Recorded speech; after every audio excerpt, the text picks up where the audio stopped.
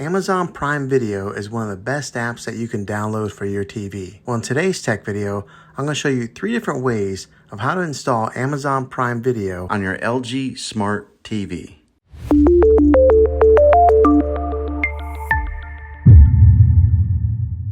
It can be really frustrating if you want to watch some of the great content that is on Amazon Prime Video and you find that your TV is unable to download it. If your TV is an older model of smart TV, then it could prevent you from downloading this app.